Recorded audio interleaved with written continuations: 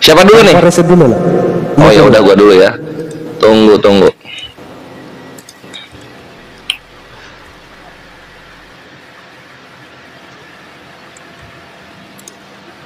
Oke, ini.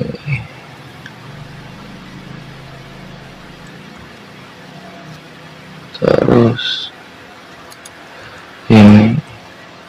Terus ini. Cut.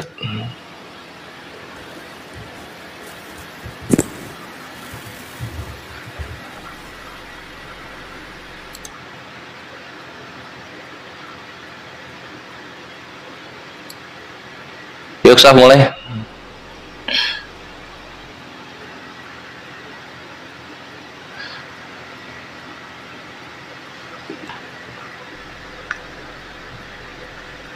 Mana ini? Oke ini. Iya ikhwan, selamat menikmati dialog kores bersama HB Berdarah dengan topik Nabi palsu. Itu kalau kita breakdown adanya di mana gitu. Adanya di Kristen yang mengimani atau di Islam. Nanti kita akan memberikan semua argumentasinya, kalian yang pilih mana yang paling masuk ke akal. Nah, sebelum ke sana kita akan lanjut dulu dalam opening statement dari masing-masing pihak ya. Mengenai perkara Nabi palsu di dalam Islam, perhatikan. Nabi kita sudah menjelaskan gitu. Sebagaimana otoritasnya sebagai nabi kita sudah menjelaskan. Apa itu nabi palsu?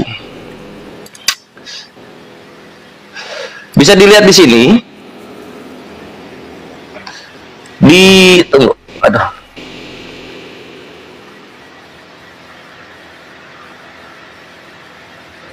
Oh, ini hadisnya panjang, Bre.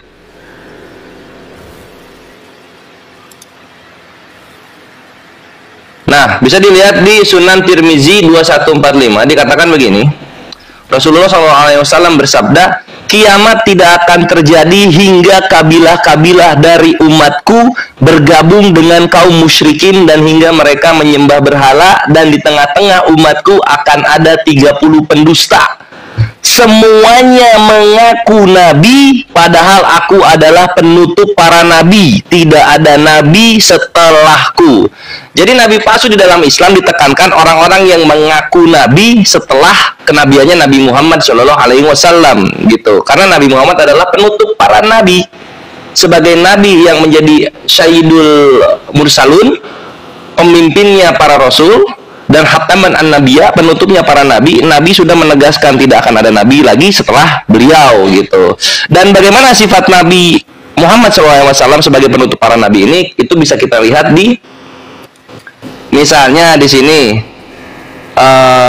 di Musnad Ahmad 22859. Beliau bersabda, kalian enggan, demi Allah sesungguhnya aku adalah pengumpul, aku yang terakhir, aku nabi pilihan, kalian beriman ataupun mendustakan. Jadi di sini maksudnya walaupun kalian beriman kepada nabi ataupun mendustakan nabi, Nabi Muhammad tetap nabi pilihan.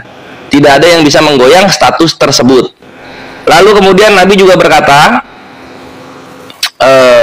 ini ketika perjanjian Hudaybiyah ya, ketika Umar bin Khattab bertanya kepada Nabi, bukankah engkau ini Nabiullah? Nabi menjawab, iya, aku Nabi Allah. Yang namanya Nabi ada pengakuan bahwa beliau Nabi gitu. Itu sebagai pengukuhan dengan pembeda dari nabi-nabi palsu. Lalu berikutnya di Sahih Bukhari 2815. Di sini beliau turun dari bagol itu sejenis keledai, dan bersyair, aku nabi yang tidak berdusta, aku anak dari Abdul Muthalib. Nah, dari data-data yang jelas di sini sudah dikukuhkan bahwasanya Nabi Muhammad SAW itu adalah evaluator untuk mana yang nabi palsu, mana yang nabi asli, begitu. Dan Nabi Muhammad adalah nabi pilihan yang tidak ada satupun bisa menggoyang kedudukannya. Dan Nabi Muhammad adalah nabi yang tidak pernah berdusta. Ini terlalu kuat untuk digoyahkan oleh orang-orang yang benci kepada Nabi Muhammad gitu ya. Ini baru statement keras dari Nabi yang terbukti kebenarannya. Kita belum sampai kepada pencapaian Nabi.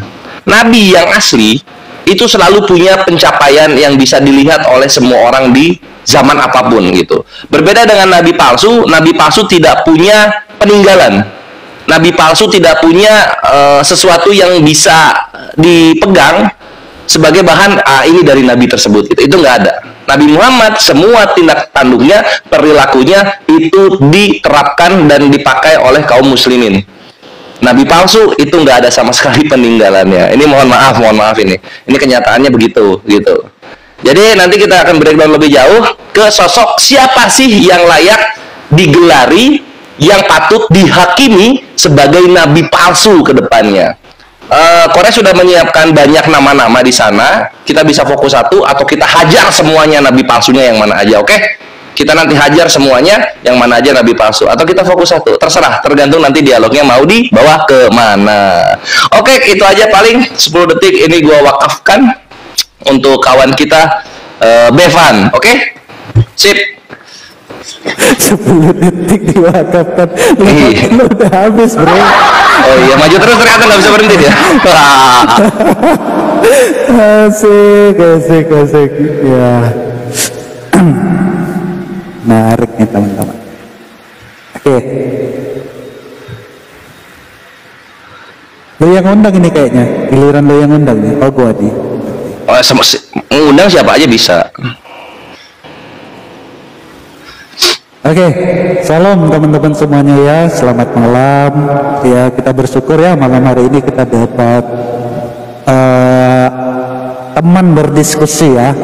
Ya, semoga diskusinya lancar, kita bisa menyuguhkan diskusi yang baik tentunya, dan harapannya sih ya kita tidak tidak saling gontok-gontokan lah ya nanti ya teman-teman. Mungkin nanti akan terjadi perbedaan pendapat yang sangat-sangat tajam, tapi ya itulah namanya juga berdiskusi, berdebat, pasti hal-hal itu biasa kita temukan ya. Baik teman-teman, saya sudah persiapin data juga malam hari ini ya. Semoga saya nggak mengecewakan teman-teman, karena ini ada beberapa literasi yang sudah saya siapkan. Semoga nanti ini bisa membuat teman-teman terhibur dengan diskusi pada malam hari ini. Baik, bagaimana sih ciri-ciri nabi palsu di dalam Alkitab? Yang pertama saya akan bukakan dari Alkitab teman-teman. Di sini dikatakan di dalam Matius 7 ayat 15, di sini dikatakan waspadalah terhadap ya nabi-nabi palsu yang datang kepadamu dengan menyabar seperti domba, sesungguhnya mereka adalah serigala yang buas. Di ayat 16 dikatakan ya, dari buahnya lah kamu akan mengenal mereka. Dapatkah orang memetik buah anggur dari semak duri atau buah ara dari rumput duri? Ya, jadi Tuhan Yesus telah menegaskan kepada kita teman-teman, bagaimana sih nabi yang palsu itu, bagaimana sih pengajaran yang sesat itu atau pengajaran yang tidak baik itu, dari buahnya teman-teman. Ya, kita bisa melihat dari track record kehidupan dari seorang yang akan misalkan kita tuduhkan sebagai nabi palsunya nanti ya, baik itu nanti Brother Kores menuduhkan misalkan kepada salah satu tokoh di dalam iman kita akan lihat nanti track recordnya ya, apakah layak dia ini disebut nabi palsu. Ya tentu nabi palsu ini kita bisa melihat teman-teman ya, kita bisa melihat apa sih indikasi yang menjadikan ini nabi palsu. Saya memberikan 3 teman-teman ya, dan ini masih berlaku kepada setiap makasih ya teman-teman, setiap oknum yang jahat. Apa itu 3 yang saya beri? Harta, tahta, dan farjaha. Ini nggak jauh-jauh daripada penyesat teman-teman, pasti ya, si jahat itu pasti mengincar harta, mengincar tahta, dan mengincar yang namanya farjaha tadi. Kalau diklaim sebagai ini manusia terbaik, manusia mulia, manusia bla bla bla bla segala macam, semua orang juga bisa ngomong seperti itu, betul nggak teman-teman? Tapi bagaimana kita memastikan bahwasanya dia ini benar-benar baik? Ya tentu dengan cara hidupnya gitu. Percuma misalkan Haji berdarah ini dikatakan manusia mulia, tapi kerjaannya ngambil istri orang, kerjaannya hal-hal yang tidak baik. Makanya Tuhan Yesus dengan tegas menegaskan di dalam Matius 7 ayat 16 tadi, apa katanya? Dari buahnya lah kamu akan melihat. Jadi gampang sekali bagaimana mengidentifikasi ya nabi palsu itu. Ya pasti dia orangnya nggak beres hidupnya, nggak benar hidupnya, sesimpel itu teman-teman. Ya, dan karena ini masih prolog, ya, jadi kita belum bisa attack atau bertanya, ya kita hanya prolog, ya. Sebagai pembuka tentu kita akan memberikan ya prolog yang santai, yang tidak terlalu tajam lah ya teman-teman. Jadi teman-teman jangan lupa doakan supaya kita di dalam menyampaikan narasi ini berhikmat ya, dan juga tidak lari dari konteks apa yang tertulis ya. Harapannya juga sama Brother Kores itu. Jadi saya harapannya adalah ketika kita menyampaikan narasi ini pasti kita berbeda, pasti berbeda karena dia Islam, saya Kristen. Itu udah pasti berbeda ya. Kalau sama nggak mungkin kita berbeda agama gitu. Nah, harapannya ketika menyampaikan sesuatu yang berbeda ini itu tidak lari dari konteks. Ya. Apa yang tertulis sampaikanlah sesuai yang tertulis itu. Itu aja sih. Mungkin itu pembukaan dari saya, Bre. Silakan. Mantap.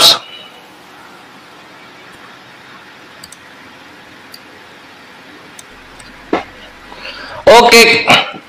Kita sekarang masuk ke sesi tanya jawab kawan-kawan. Siapkan semangat kalian.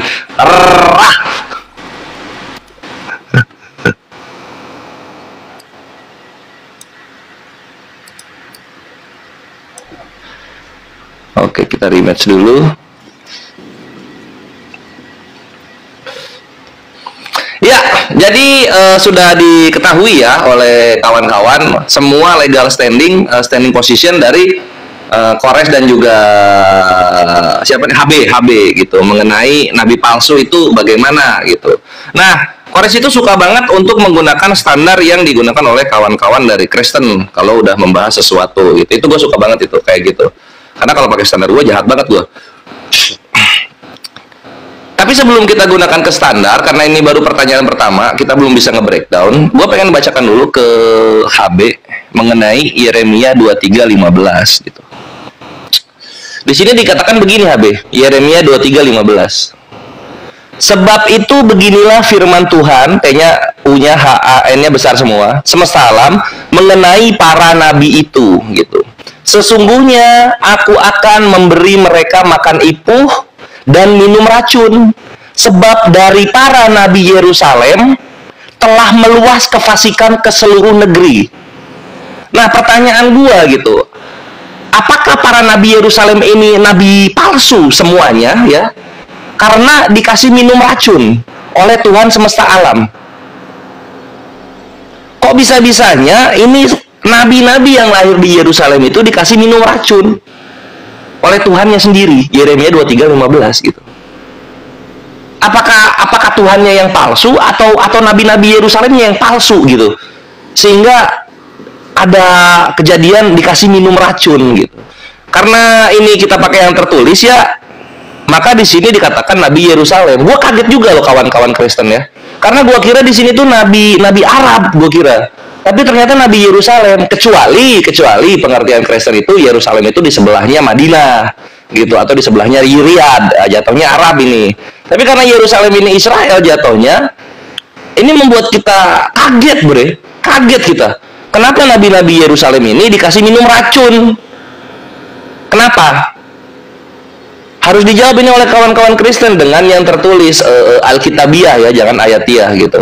Kenapa nabi-nabi Yerusalem dikasih minum racun? Dan kayaknya kita akan fokus untuk sementara di sini dulu gitu. Karena sungguh apa ya? Sungguh membagongkan buat kita semua gitu. Kawan-kawan Kristen biasanya bilang nabi palsu itu diracun gitu. Nabi palsu itu mati diracun, nabi palsu itu mati diracun. Ternyata nubuatannya ada, Bre. Nabi-nabi yang di Yerusalem itu matinya diracun kayaknya ini. Karena disuruh minum racun dia. Kalau misalnya sudah tahu seperti itu, kenapa nggak ditinggalkan saja nabi-nabi Yerusalem ini? Minum racun mereka. Untuk apa kita mengimani nabi yang minum racun, yang menyebarkan kefasikan ke seluruh negeri dari Yerusalem? Buat apa kawan-kawan? Gitu loh, buat apa gitu? Dan apakah ketika minum racun itu menurut kawan-kawan Kristen itu klasifikasi untuk nabi palsu? Itu yang perlu gua tahu. Kalau misalnya iya, ini maaf banget, ada Yesus, ada Yohanes gitu kan. Lalu kemudian siapa lagi yang di Yerusalem itu? Daud gitu. Siapa lagi sih nabi-nabi Yerusalem itu atau Israel tuh? Yesaya, Yeskia, gitu-gitu ya. Itu tuh palsu semua nabinya berarti. Kalau misalnya palsu semua itu nabi-nabinya, ngapain di clipping kitabnya jadi satu kitab nabi-nabi? Buat apa? Kayak gitu loh. Ini perlu kita tahu, dan gue perlu penjelasannya dari HB sebagai perwakilan kawan-kawan Kristen gitu. Karena serius, gue sebagai Muslim kaget. Pantesan orang Kristen itu, terutama yang bagian penghujatnya, membahas Nabi Muhammad yang minum racun. Karena ingin menyembunyikan bahwa nubuatan minum racun itu diberikan kepada para nabi Yerusalem, bukan nabi Arab. Ini menggelegar ini kawan-kawan. Berita ini kalau sampai ke dalam gereja, gua rasa akan dibahas lebih jauh ya, mengenai perkara nabi-nabi Yerusalem dikasih minum racun gitu. Dan gua rasa sih nabi Yerusalem itu kalau nggak palsu bermasalah. Nah, ini kita perlu cari tahu gitu. Tentunya dari HB akan menjelaskan mengenai perkara nabi Yerusalem minum racun. Apakah minum racun itu bagian dari tanda-tanda orang percaya, atau bagian dari pembuktian dia adalah anak Allah gitu, atau apa gitu? Karena di sini bukan nabi Arab ya, gua ulangi sekali lagi, bukan nabi Arab tapi nabi Yerusalem yang minum racun. Nah, itu yang perlu dibahas. Thank you. Asik. Oke Bre, waktunya.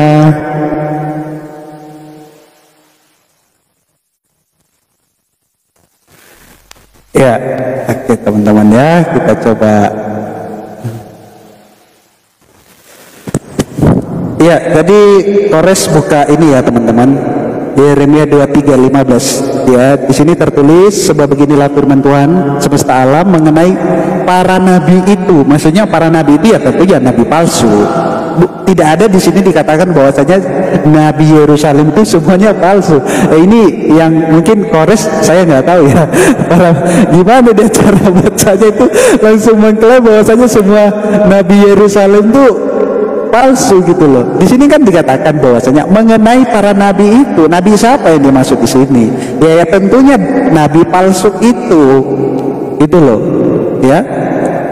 Dia akan diberi makan ibu dan minum racun. Nah, saya lebih tertarik ini, Brother Kores ya. Kalau ditanya siapa sih yang tetangga bahasa minum racun itu, kan itu yang harusnya kita kita bedah gitu. Kalau dikatakan seluruh nabi Yerusalem palsu, ya nggak masuk. Ayat ini nggak berbicara seperti itu gitu loh. Tapi ngomong-ngomong tentang Yeremia nih, Bang Kores ya dan teman-teman, memang Yeremia ini banyak menceritakan tentang nabi palsu. Kita buka ya Yeremia 3 pasal yang kedua. Nih, kalau ditanya tadi, ternyata nabi palsu itu dari Yerusalem. Enggak juga. Coba kita lihat Yeremia 3 ayat 2 teman-teman. Dikatakan bagaimana di sini? Layangkanlah matamu ke bukit-bukit gundul, ya, dan lihatlah di mana engkau tidak pernah ditiduri. Di pinggir-pinggir jalan engkau duduk menantikan kekasih. Seperti orang apa ini? Seperti orang Yerusalem. Salah, seperti orang Arab dia ternyata. Kirain tadi ini Yerusalem, enggak semuanya Yerusalem, ya. Di sini malah lebih literate dikatakan bahwasanya nabi palsu itu adalah seperti seorang Arab di padang gurun. Apa ciri-ciri yang dilakukan oleh Arab di padang gurun menurut Yeremia ini? Engkau telah mencemarkan negerimu dengan jinahmu dan dengan kejahatanmu. Ya, jinah yang dimaksud di sana bagaimana? Ya tentu dengan melakukan persetubuhan, ya mungkin menikah atau bukan menikah ya, mengambil istri orang gitu loh. yang suaminya dibunuh misalkan, ya kan? Atau misalkan ya banyak lah ya, memperkaos pembantu mungkin di rumah istrinya, kan banyak sebenarnya yang mengidentifikasi si nabi palsu ini. Makanya dikatakan begini, engkau telah mencemarkan negerimu dengan zinamu. Jadi nabi palsu ini kata Alkitab seperti seorang Arab. Nggak tahu saya ya, kita belum ketemu nih teman-teman, siapa ini nabi Arab nih, kita belum bisa menyimpulkan ini. Karena kalau kita langsung menyimpulkan, maka pertanggungjawaban di bawahnya harus bisa kita buktikan, ya kan? Jadi kalau dibilang Yeremia tadi ya teman-teman, itu dari Yerusalem, betul. Di sini ada kata Yerusalem, tapi tidak dikatakan bahwasanya semua semua nabi Yerusalem. Malah yang literal itu Yeremia 3 ayat 2 gitu teman-teman. Bahwasanya nabi itu adalah seperti seorang Arab di padang gurun. Ya saya nggak tahu ya siapa yang nabi atau seorang Arab di padang gurun ini, saya belum tahu teman-teman. Mungkin nanti Bang Kores bisa kasih clue lah ke kita siapa ini seperti seorang Arab di padang gurun ini. Nanti mungkin kita main halus dulu ya teman-teman, karena dia juga masih santai ya. Tapi ngomong-ngomong tentang racun tadi nih, saya jadi ingat ini Bang Kores, ini saya punya Sirah Nabawiyah nih, udah Sirah Nabawiyah ya. Yes, di sini ditulis ya, ini Sirah Nabawiyahnya, mungkin saya tunjukin dulu di ISBN-nya ya. Nih, teman-teman bisa cek, ada ISBN-nya. Jadi ini betul-betul buku resmi. Ya, di sini dikatakan ya, Aisyah berkata, Rasulullah SAW dalam keadaan sakit yang mengakibatkan wafatnya, beliau berkata, wahai Aisyah, kita lihat ya teman-teman ya, aku merasakan sakitnya makanan di Khaybar. Hal ini adalah tanda aortaku akan terputus. Hal ini disebabkan oleh racun. Nabi Muhammad mengakui dia terkena racun, Bre. Mungkin nanti bisa dijelasin ini sama Bang Kores ini. Kenapa ini Nabi Muhammad kok mengakui dia meninggalnya disebabkan oleh racun? Ya, itu dulu guys.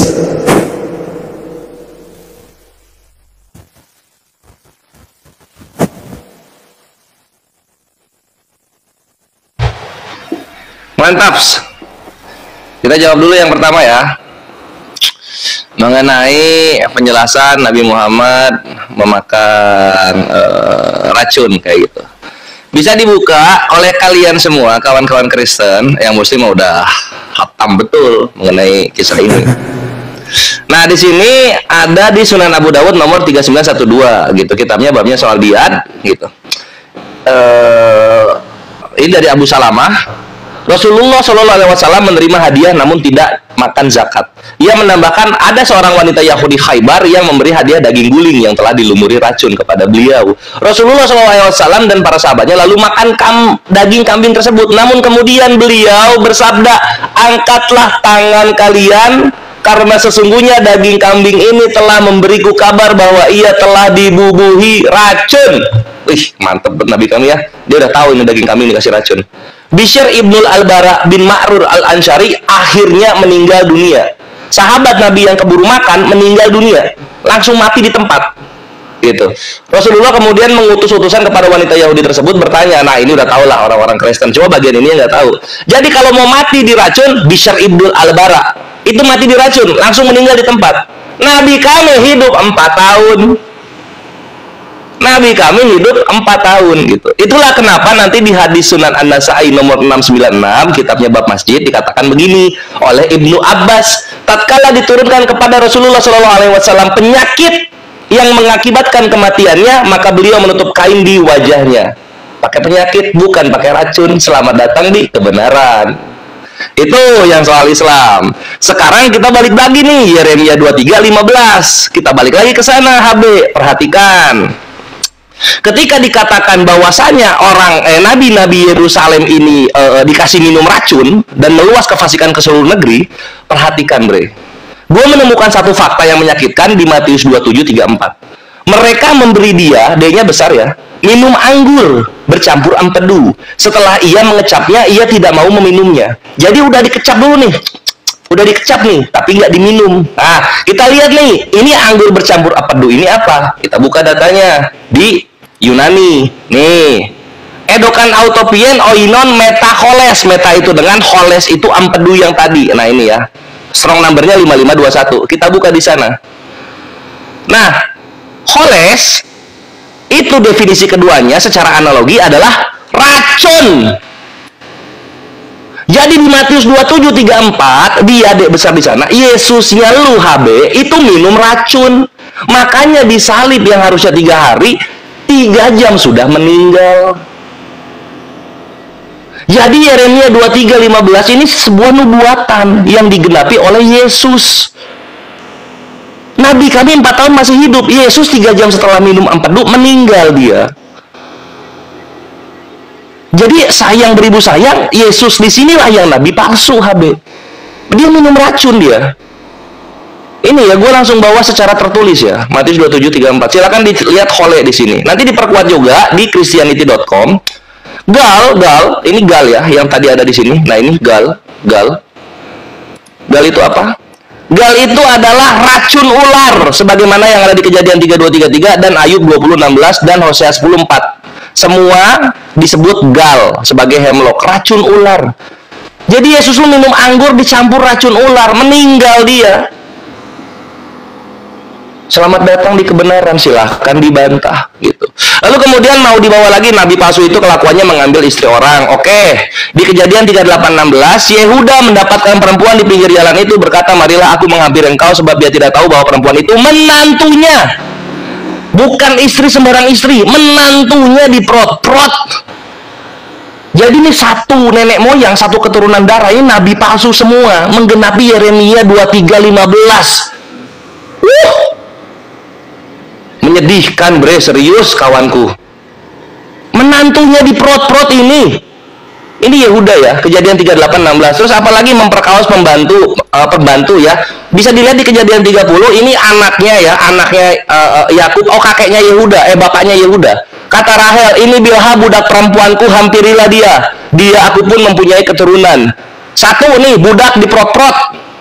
Yang berikutnya 39, Lea, bahwa ia tidak melahirkan, diambilnyalah Zilpah, budak perempuannya, dan diberikan kepada Yakub menjadi istrinya. Diprot-prot lagi, ini budak 2. HB sabar. Ini baru penggenapan nabi palsu sesuai dengan standar Kristen gitu. Nanti masih banyak lagi yang lain. Gitu ya. Sip, lanjut.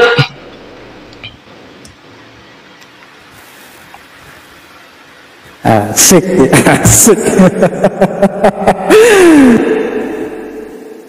Ya.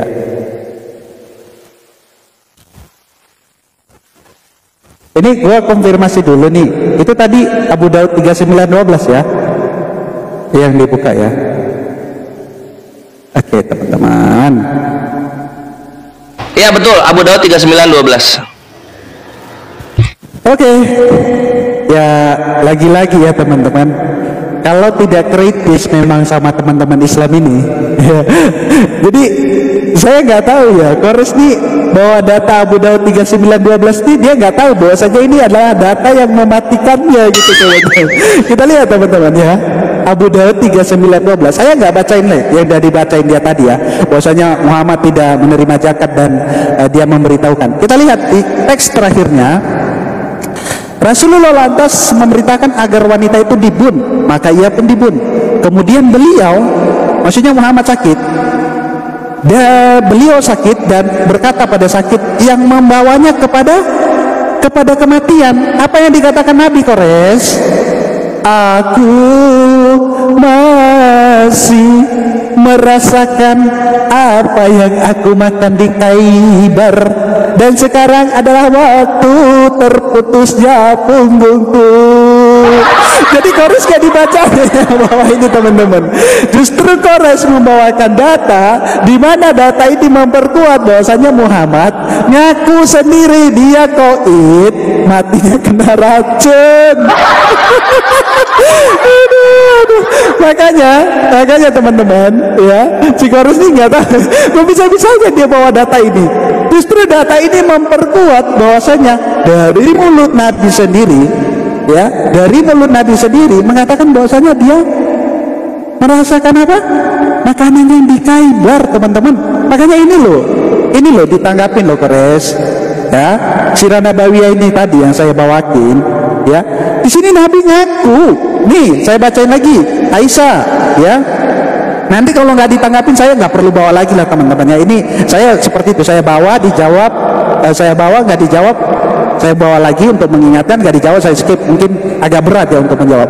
Nih, Aisyah berkata, Rasulullah dalam keadaan sakit yang mengakibatkan wafatnya, beliau berkata, wahai Aisyah, aku apa? Merasakan sakit, ya, merasakan sakit makanan dari Khaibar. Hal ini adalah tanda aortaku akan putus. Hal ini disebabkan oleh racun, bre. Ini pengakuan Nabi sendiri. Hal ini disebabkan racun. Gitu loh, bre. Nabi sendiri yang ngomong dia kena racun kok. Ya, kalau yang kamu sampaikan itu kan tafsir, bro, itu kan tafsiranmu, ya. Tidak ada literlet dikatakan Yesus itu mati kena racun, nggak pernah ada, ya. Anggur asam itu banyak definisinya. Saya bisa tunjukkan anggur asam itu minuman murah yang disukai oleh para pasukan Romawi. Kalau Nabi Muhammad, bre, dia ngomong sendiri, bre, hal ini disebabkan oleh racun. Di mana itu? Dari kitab Islam sendiri, bre, Sirah Nabawiyah, bre. Dan juga data yang kamu bawa tadi, bre, ini loh, ya. Kemudian beliau berkata pada saat sakit yang membawanya kepada kematian, sakitnya bawa koid, bre. Ini tertulis literlet, bre. Terus tadi ngomongin tentang apa sih tadi? Ngambil istri orang. Waduh, ini blunder kabre. Blunder. Nih, dari tafsir At-Tabari, bre. Nih, kita lihat teman-teman di halaman, ya, tentang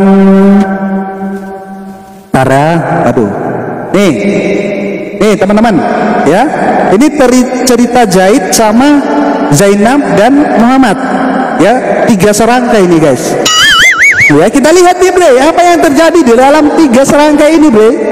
Ya, di sini dikatakan Allah berfirman kepada nabinya sebagai teguran kepada beliau, ingatlah wahai Muhammad ketika kamu berkata kepada orang yang diberi nikmat oleh Allah berupa hidayah dan engkau beri nikmat berupa kemerdekaan, yaitu Zaid. Ya, apa kata Nabi? Tahanlah terus istrimu dan bertakwalah kepada Allah. Hal itu karena Zaid binti Sasi terlihat oleh Nabi, bre. Sehingga apa, bre? Sehingga beliau tertarik kepadanya, bre. Padahal ia terikat dengan pernikahan maulanya, bre. Ini masih terikat pernikahan sama orang, kenapa kok Nabi kok malah naksir, bre? Tolong dijelasin, bre. Bahaya ini, bre, kalau orang Islam ini dikhotbahkan di masjid, bahaya ini, bre. Kok Nabi suka sama istri orang, bre? Waduh, ini nggak tahu ya, bre, ya. Ini kawan kita di sebelah nggak tunjuk muka apa malu, nggak tahu kita. Langsung hilang mukanya, bre. Aduh, berat saudara-saudara.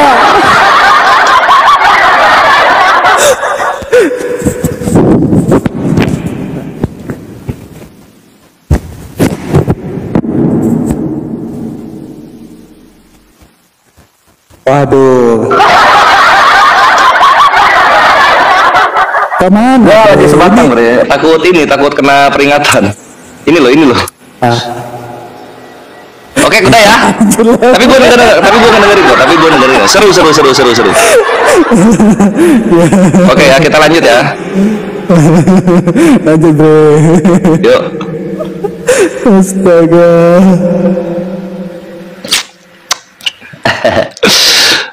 Seperti yang gua bilang, kawan-kawan Kristen itu ketika kembali kepada kitabnya, mereka nggak akan bisa menjawab gitu. Yakub frot-frot budak nggak dijawab, Yehuda frot-frot menantunya nggak dijawab gitu. Yesus minum racun, yang dibahas empedu dia lari ke anggur asam. Itulah Kristen, bre. Dan lihat perhatikan data yang gua bawa. Sunan Abu Daud 29:12. Dikira gua takia Korintus apa? Lu lihat sini, bre. Lihat sini. Ini kan yang lu bawa kan? Ini nih, Daud 39:12. Kemudian beliau berkata pada saat sakit yang membawanya kepada kematian, aku masih merasakan bla bla bla bla racun. Ini sakit atau racun di sini? Sakit atau racun? Heya. Udah dibongkar data lu, bre. Nah, terus berikutnya yang ini juga nih. Itulah kenapa dari Ibnu Abbas penyakit yang mengakibatkan kematiannya bukan racun Khaybar sebagaimana empedu yang mengakibatkan kematiannya. Sirah Nabawiyah lu yang lu bawa itu titik Nabi mati karena racun. Itu bukan Nabi yang ngomong, itu penulisnya yang ngomong. Itu kan ada tanda kecil tuh, footnote-nya. Itu lu baca di situ footnote-nya. HB mau bohong-bohong depan Kores aja ahli data.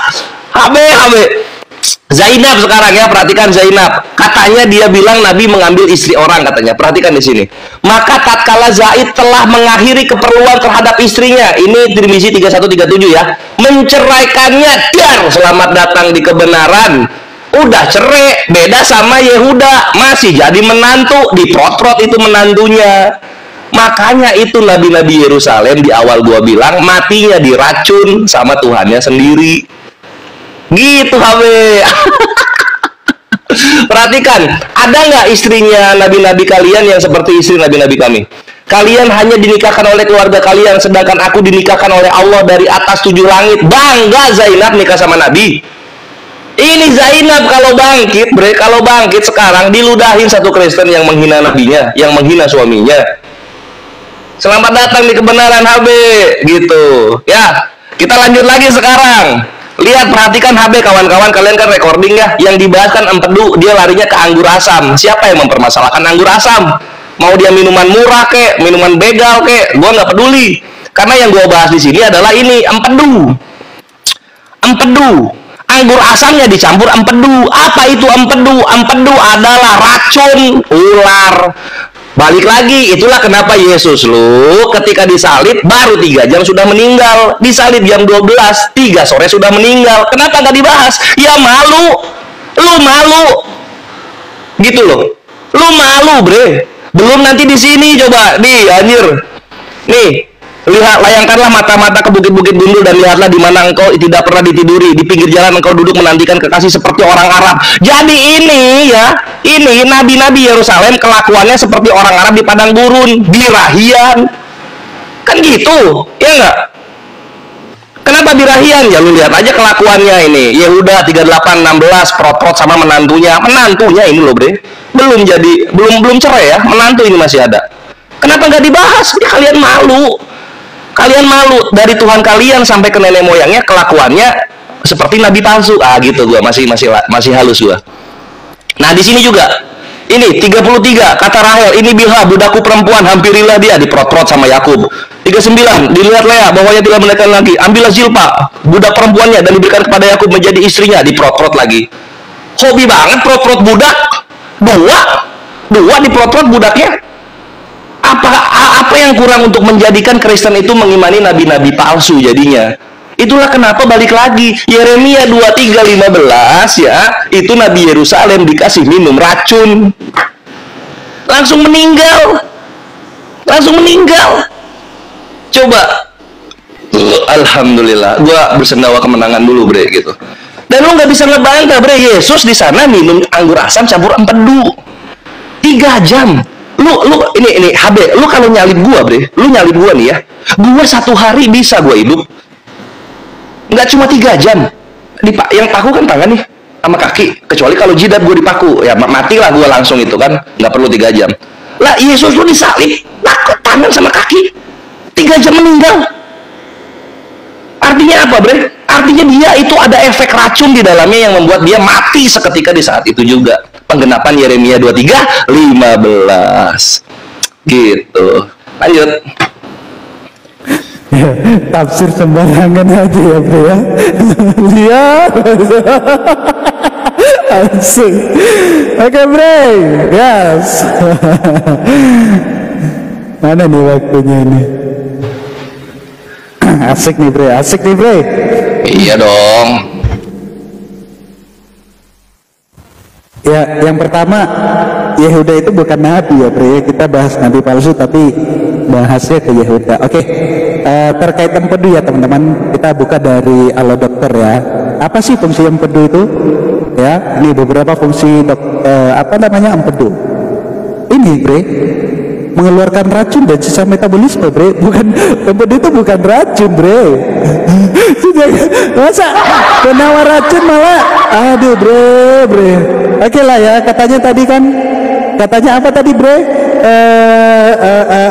Oh iya, Zainab dan Zaid itu sudah bercerai. Oh, kita baca ya bre ya. Ya, apa yang membuat mereka bercerai bre? Kita lihat ya.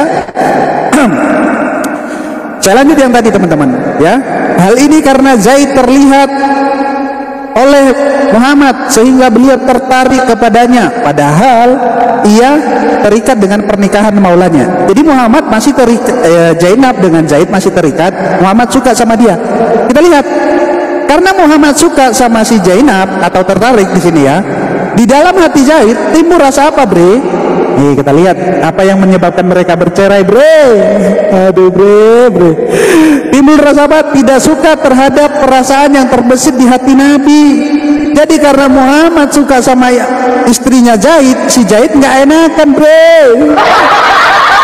Dia nggak suka bre. Terus apa yang dilakukannya bre? Sehingga ia ingin menceraikan Zainab. Jadi mereka cerai gara-gara nabimu bre.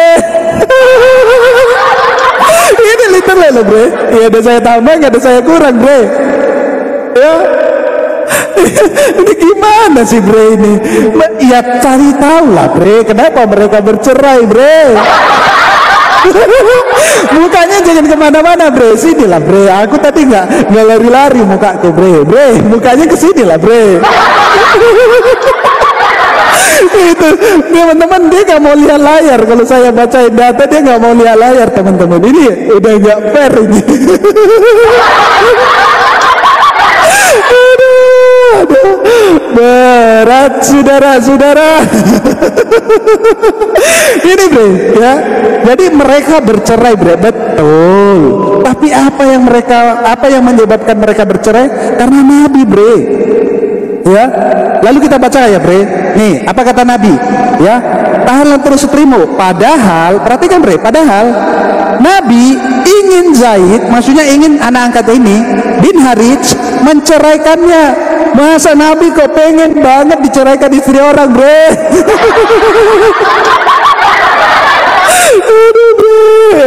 Aduh, berat nih bre.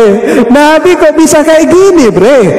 Kok dia pengen istri orang diceraikan sama suaminya bre? Sehingga apa bre? Sehingga beliau bisa menikahi. Parah nih bre.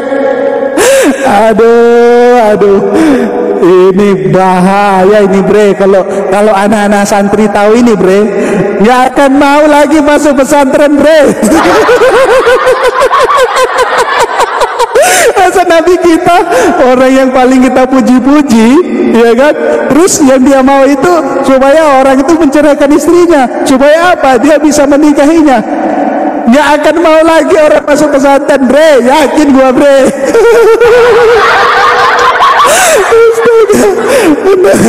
Aduh. Biasanya ya kalau yang seperti ini tuh itu perempuan bre. Apa istilahnya itu? Pelakor bre. Tapi ini kan Nabi, laki-laki, nggak mungkin lah gua bilang pelakor bre.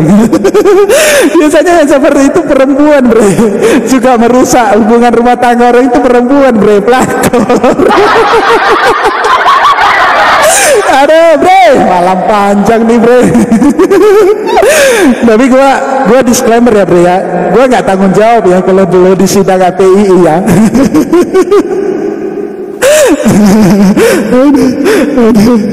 Aduh bre. Aduh, tarik napas dulu guys, ketawanya terlalu berlebihan bre. Coba bre dijelasin bre, kok bisa Nabi itu kok pengen banget gitu loh supaya istrinya itu diceraikan biar bisa dia nikahin, itu gimana itu bre? Nabi kok suka merusak rumah tangga orang bre, anak angkatnya loh bre, parah ini bre.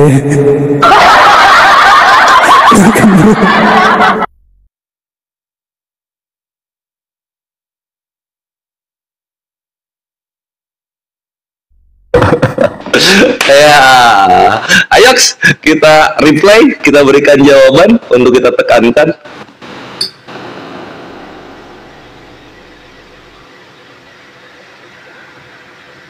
Oke, mantap Smabre. Jadi ketika lu bilang Nabi itu memprot-prot menantunya, ternyata itu sudah patah ya. Karena di situ Nabi masih tertarik, lalu kemudian Zaid menceraikan. Gak ada masalah gitu. Kalau kita lihat data, Bre, kalau kita lihat data, ini nenek moyangnya Tuhanmu gitu, yang menyebabkan nanti penebusan dosa kan gitu. Nah, sini. Lu lihat di sini. Mana dia? Nah, ini masih menantu. Ini masih menantu, udah diprot-prot ini masih menantu. Gitu loh. Yang kayak gini mau dibandingin sama Nabi kami. Coba kita lihat ya, kita lihat kalau misalnya anak-anak pendidikan sekolah minggu membaca ini, apa mereka nggak mualaf? Ih, saya nggak mau, nenek moyang Tuhan saya kok. Nenek moyang Tuhan saya kok dia menghampiri menantunya, ih nggak kayak Nabi kami. Nabi kami nggak pernah menghampiri menantunya. Kalau ini kan udah menghampiri ini. Marilah aku mau menghampiri engkau, gitu loh. Oh, inilah kenapa ada bokep-bokep sama tante-tante gitu. Dan Zainab itu malah bangga. Zainab itu malah bangga Nabi menjadi suaminya gitu. Zaid juga nggak pernah membenci Nabi.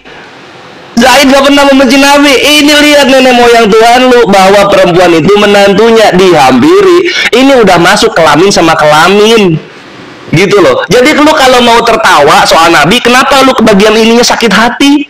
Kok bagian ininya sakit hati? Kita baca ya. Berpalinglah Yehuda mendapatkan perempuan yang di pinggir jalan itu serta berkata, marilah aku mau menghampiri engkau. Ini mertua kok sangean, sebab ia tidak tahu bahwa perempuan itu menantunya. Tanya perempuan ini, apakah yang akan kuberikan kepadamu jika engkau menghampiri aku? Wah, transaksi bre, transaksi pakai micet. Kenapa ketika baca Nabi ketawa-tawa, bagian ini lu sakit hati kawan-kawan Kristen? Kenapa sakit hati? Kan ini kenyataan. Coba, Nabi kami masih tertarik. Kalau ini kelamin sama kelamin udah ketemu ini. Ini kelamin sama kelamin udah ketemu loh. Ini kalau misalnya santri-santri melihat, membaca, ini makin mantap dia Islamnya. Ini kalau misalnya anak-anak di gereja membaca, ini jadi Islam mereka. Karena ini nggak dihukum sama Tuhan. Keturunannya tetap lanjut nanti sampai ke Yesus. Selamat datang di kebenaran, Mabre. Gitu. Dan lucu-lucu kawan-kawan, ketika gua bawa ini ya, empedu, langsung dia cari empedu di Indonesia, bukan bahasa aslinya. Lah gua kan bawa bahasa aslinya di sini nih, Koles ini.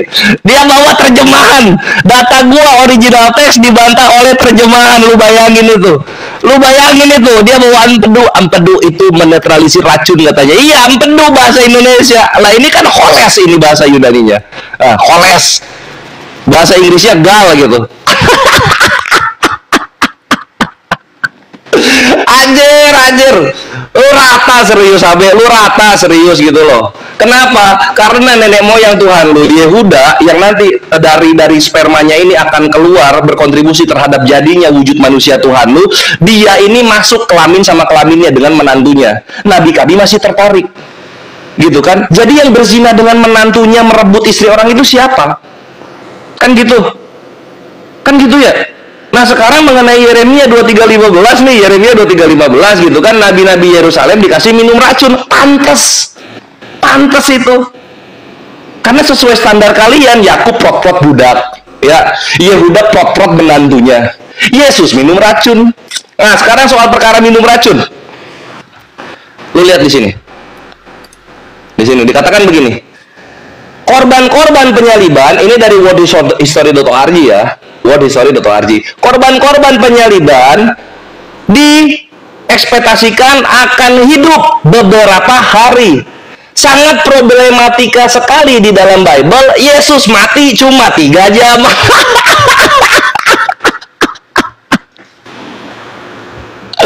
Gimana mau jadi Tuhan kalau Nabi aja statusnya palsu gitu loh, bre. Gimana mau jadi Tuhan kalau status kenabiannya aja palsu? Gimana mau promosi gitu loh?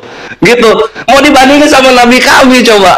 Nenek moyang Tuhan lo urus dulu, kelamin ketemu kelamin itu, bre, mertua menantu gitu.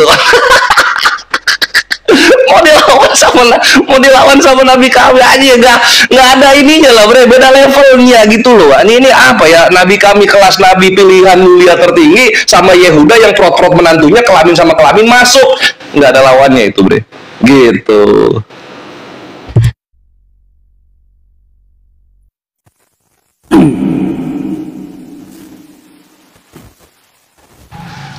Oke, pegangan ya, bre ya. Udah gerah. Ya itulah ya teman-teman, kehabisan bahan, kehabisan materi dari tadi Yehuda terus yang dibawa.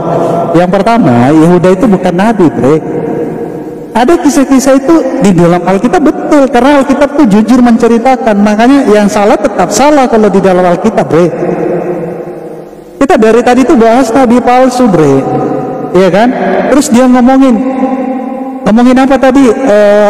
Apa namanya, ada film-film tidak bagus itu, film-film blue. Aduh, jangan, bre. Kita buka data ya teman-teman. Aku ada kisah ini, bre. Ya. Jadi kisahnya itu, bre, itu terdapat di Asbabun Nuzul, bre. Surah At-Tahrim ayatnya yang ke-1, bre. Aduh, pegangan ya, bre ya. Ini agak seru sih soalnya. Nih kita baca ya, bre ya. Jangan-jangan, bre, film Jepang tuh terinspirasi dari ini, bre. Tak bacain, bre.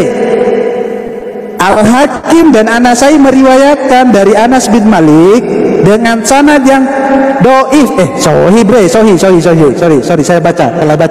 Sohi ya. Dia menuturkan Muhammad memiliki budak wanita yang biasa beliau gauli, bre, pembantu nih, bre. Ini terinspirasi nih, pembantuku, penyelamatku, bre. Bahaya nih, bre. Lantaran Aisyah dan Hafsah tidak senang karena nggak suka nih, bre, sama nabimu, bre, dengan dia prot-prot sama pembantu tadi, bre. Apa yang mereka tuh? Dengan sikap Rasulullah kepada budak wanitanya, akhirnya beliau mengharamkan. Cile, udah ketahuan tuh ketangga bahasa haram. Udah ketahuan aja lu ngomong haram, tadi pas lu naikin enak aja lu. Aduh, bre, nabinya kok gini banget, bre. Kok gini banget, bre. Udah ketangkap basah baru haram. Tadi pas nggak ada orang lu sikat aja. Terus dia ngomong nenek moyang. Oke, kalau mau bahas nenek moyang aman, bre. Aku tuh senang banget itu, bre. Aduh, bre. Nih, bre, Sirah Nabawiyah, bre, Ibnu Hisam, kita baca, bre, ya. Bapaknya nabimu, bre, kita lihat, bre, kelakuannya, bre. Kita lihat ya, bre. Pelan-pelan, bre, pegangan. Lihat sini lah, bre. Makanya jangan lari-lari, bre. Lihat sini, bre. Wanita yang menawarkan diri kepada Abdullah. Siapa Abdullah ini, bre? Bapaknya Muhammad, bre. Nih, wanita tersebut adalah Waraka, saudari Waraka bin Naufal, bre. Ini juga orang yang menabiskan nabimu, ya. Kita lihat, teman-teman. Ketika wanita tersebut melihat Abdullah, bapaknya Muhammad, ia berkata, engkau akan pergi kemana, wahai Abdullah? Abdullah menjawab, aku akan pergi bersama ayahku. Wanita tersebut berkata, engkau seperti unta yang disembelih, gaulilah aku sekarang. Ini bapaknya Nabi, bre. Dan kita lihat, bre, kita lihat, bre. Ibnu Isa berkata, Abdullah bertemu dengan Aminah ketika ia diserahkan kepadanya. Abdullah menggaulinya, lalu mengandunglah Aminah. Siapa yang dikandungnya? Muhammad. Setelah Abdullah keluar rumah, setelah itu, maksudnya setelah bapaknya Muhammad, bre, menggauli Aminah, dia keluar rumah, pergi ke rumah wanita yang menawarkan diri tadi, bre. Micet nih, bre, udah kayak micet nih. Bapaknya Nabi nih bahaya nih, bre. Apa yang dibilangnya, bre? Perhatikan, bre, kita lihat, bre, apa yang dikatakan bapaknya Muhammad sama wanita tadi, bre. Apa yang dikatakannya? Ya, Abdullah berjalan melewati wanita tersebut dan berkata, apakah engkau tertarik kepadaku? Cile. Apa-apaan ini, bre? Apa-apaan bapaknya Nabi ini, bre? Ini bapak kandung Nabi loh, bre. Bapak kandung Nabi, bre. Habis sama ibunya Nabi, bre, keluar dia, bre, pergi cari wanita lain, bre. Ngeri kali, bre. Astaga, parah banget, bre. Tolong jelasin, bre, nanti orang nggak mau nyantri lagi nih gara-gara ini, bre. Aduh. Sorry ya, bre, agak keras, bre. Sorry, bre. Aman, everything is under, bre. Sorry, bre. Masih kerasan gua soalnya. Masih kerasan gua. Siap, lanjut, bre. Oke, ayo gas.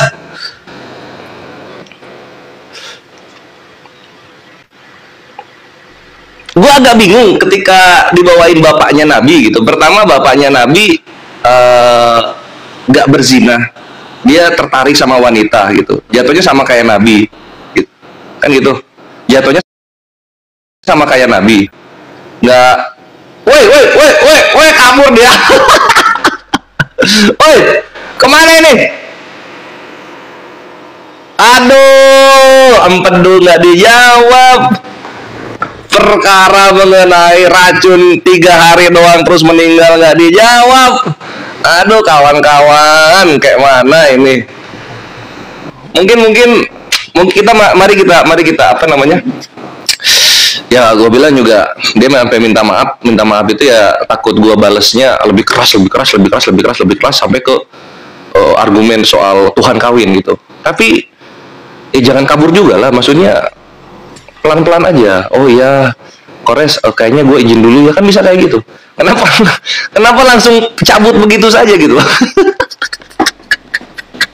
Ini baru soal kelamin ketemu kelamin, mertua dan menantu gitu kan, gitu.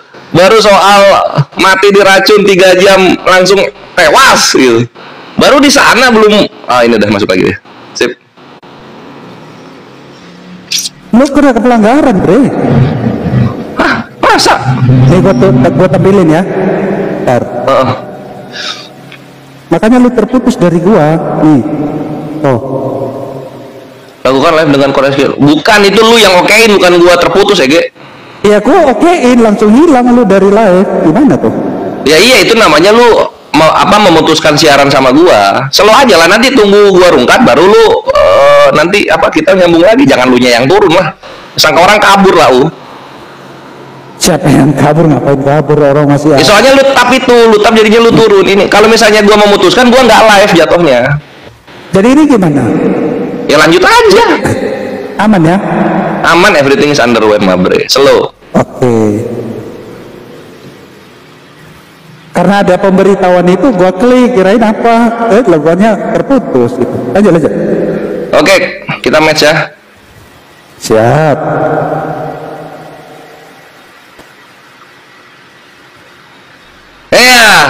Balik lagi kita kawan-kawan, nggak jadi kabur HB, bre. HB nggak jadi kabur.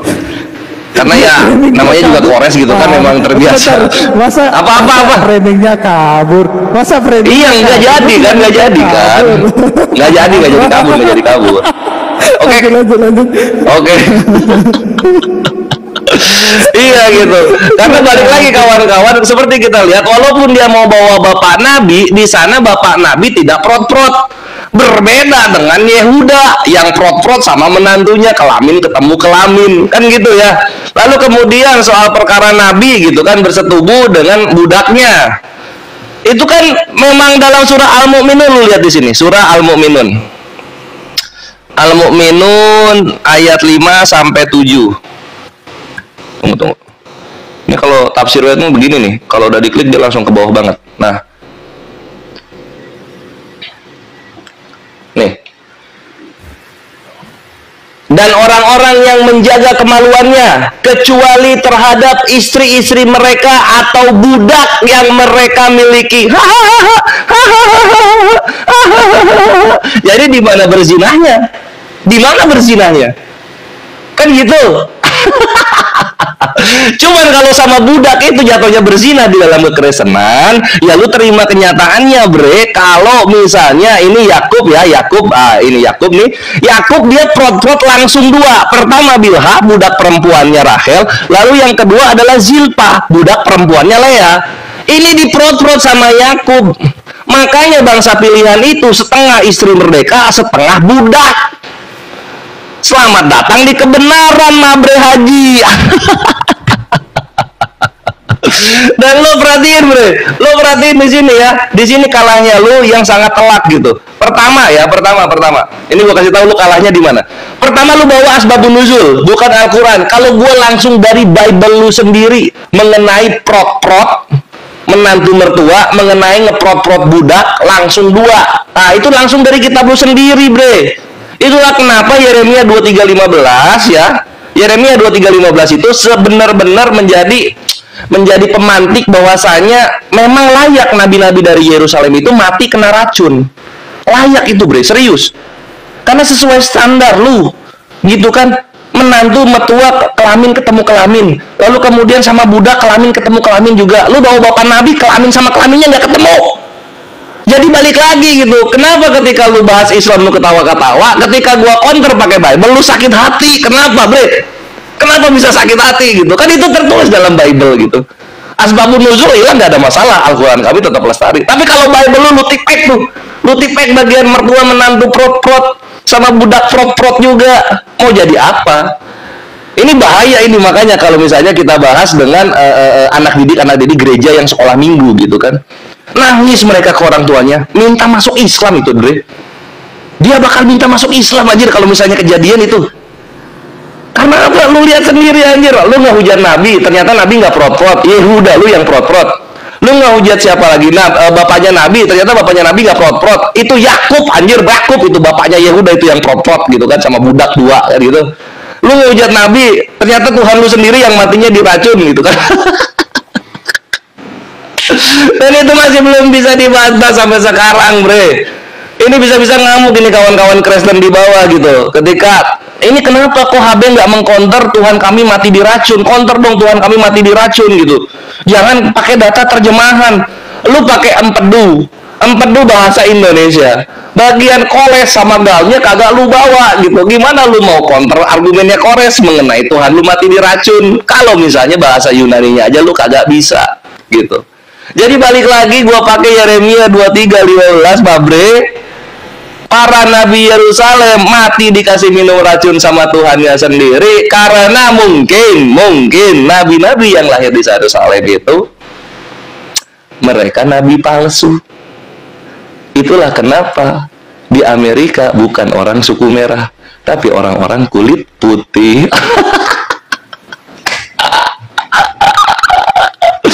Jadi gitu deh ya. Jadi tolong dijawab 3 poin tadi yang gue bawakan gitu kan, yang prot-prot budak gitu, prot-prot budak nabi palsu gitu kan, berzina mertua menantu nabi palsu. Lalu kemudian mengenai perkara mati diracun cuma 3 jam meninggal, itu juga sebagai tanda-tanda nabi palsu, penggenapan Yeremia 23:15. Thank you.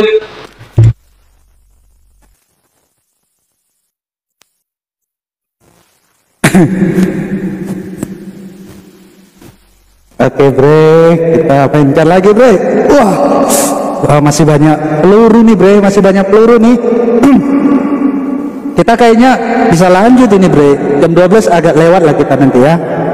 Masih asik soalnya, bre. Oke, teman-teman ya. Jujur ya, teman-teman, saya kasihan sama Kores ya. Dari tadi yang dibahasnya Yehuda, udah dibilang Yehuda itu bukan nabi, bre. Ada nggak ada keluarin data lain, bre? Dia tak grogi, tak gimana? Dari tadi ya udah.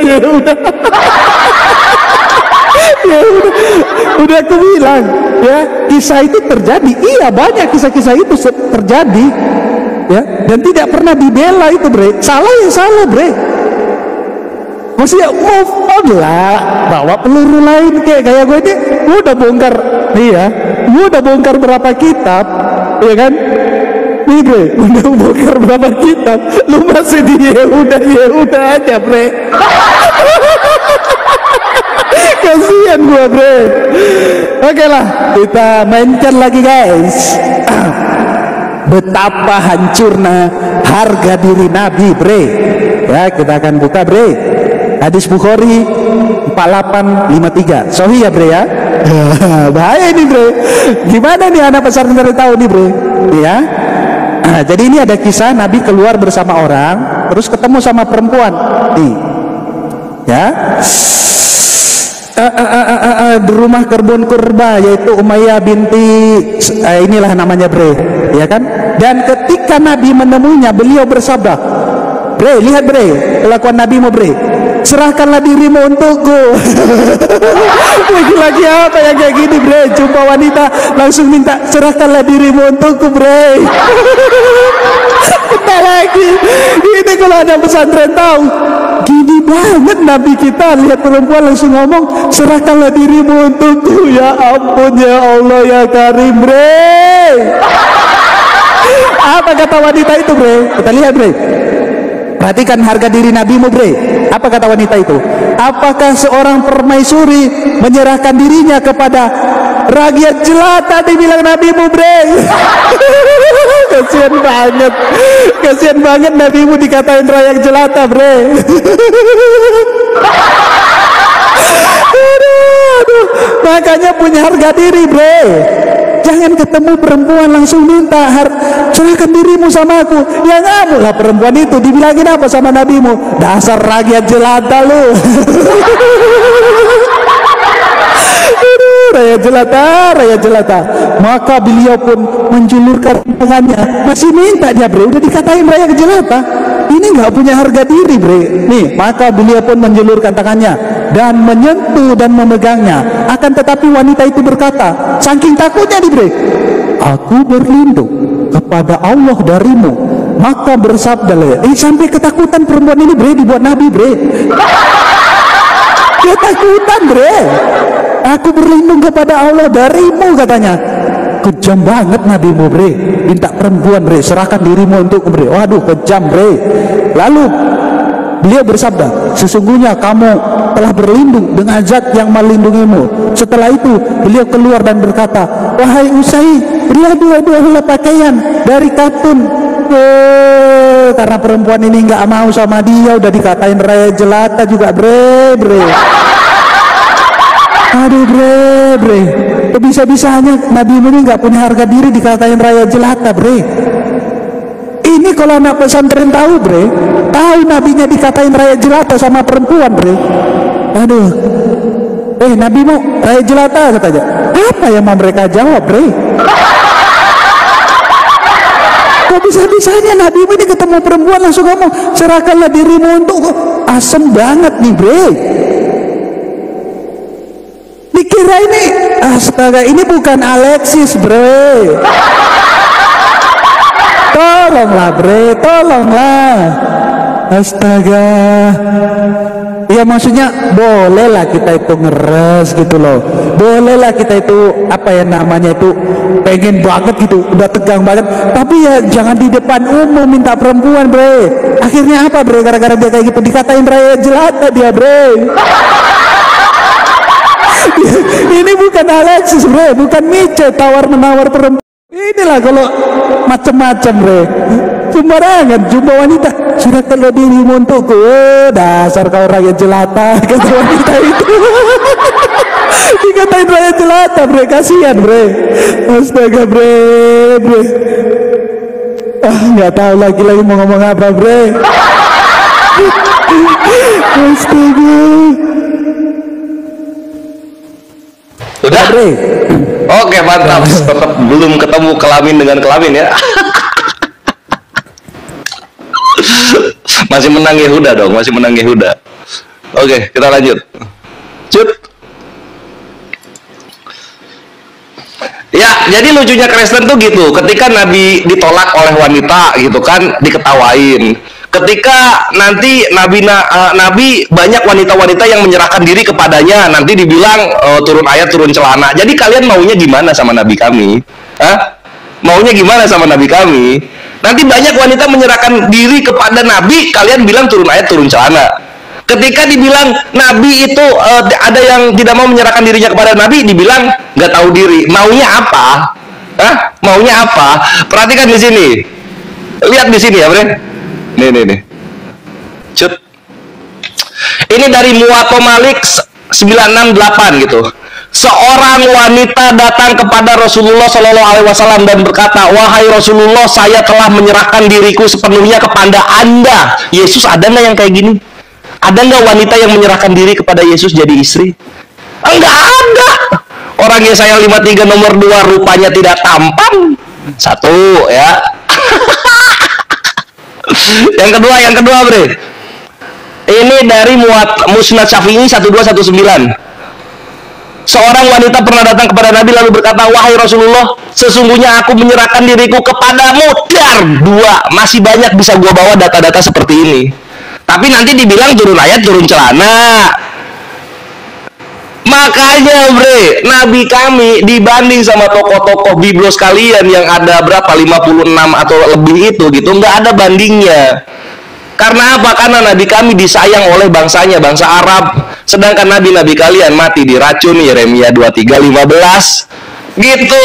Langsung anjing belajar. HB gua bikin belajar mencatat data-data Kores kawan-kawan. Segala data yang dia bawa ujung-ujung yang hujat.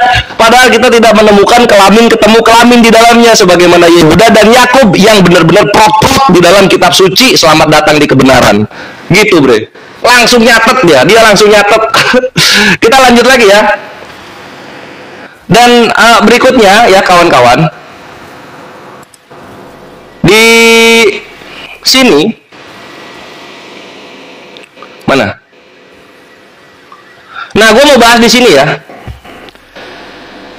Ini di Matius 27:45. Ini perhatikan di sini. Ini data nanti masuk ke data yang gue masih mau bahas yang racun dulu. Ini seru ini.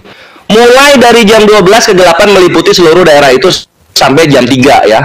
Kira-kira jam 3 berseluruh Yesus dengan suara nyaring, Eli Eli lama sabatani, artinya alaku mengapa engkau meninggalkan aku. Jadi jam 12 sampai jam 3, 3 jam ya, 3 jam ya. Itulah kenapa nanti di sini dikatakan begini. Korban penyaliban itu harusnya beberapa hari masih hidup. Ini sangat problematik. Di gospel Yesus mati dalam waktu 3 jam. Ini kalau dibawa ke moralitas Tuhan, Tuhan apa yang maha kuasa cuma kuat 3 jam di kayu salib. Gitu. Nah, kenapa gua bawa penyaliban? Karena penyaliban ini adalah penebusan dosa bagi nenek moyangnya Yesus yang prot-prot ketemu kelamin berzina dia. Pertama Yehuda dan menantunya. Lalu kemudian nanti ada Daud sama istri orang, kan gitu. Itu kelamin ketemu kelamin baru, Bre. Oh anjir, lihat anjir. Keringet dingin HB lawan gua, Bre. Padahal data gua masih itu-itu aja loh. Data gua masih itu-itu aja loh. Kenapa HB? Nggak ketemu. Yang sesuai dengan hujatan lu, Nabi berzina itu nggak ketemu ya? Nggak ketemu ya? Masih dicari ya? Ayo dicari dulu gitu. Yang kayak Yehuda gitu loh Bre, yang kelamin ketemu kelamin, mertua menantu gitu kan, yang kayak kelamin ketemu kelamin gitu. Siapa namanya Yakub sama 2 budaknya, 2 budak Bre. Atau enggak yang kelamin ketemu kelamin, Daud sama Bathsheba, kayak gitu loh. Itu harus ada. Kalau enggak kalian menang dalam hal amoralitas. Gimana kalian mau keluar dari kutukan 6%? Kalau misalnya nggak ketemu yang begitu-begitu, nggak capek apa 6% terus? Harus ketemu tuh yang ketemu kelamin gitu loh. Perkara Nabi ditolak satu wanita, ribuan wanita ngantri pengen jadi istri Nabi. Ya kenapa itu nggak dibahas? Kenapa nggak dibahas anjir? Ketika gua keluarin banyak wanita menyerahkan diri kepada Nabi, sakit hati. Ketika lu bawain data Nabi ditolak wanita, lu seneng.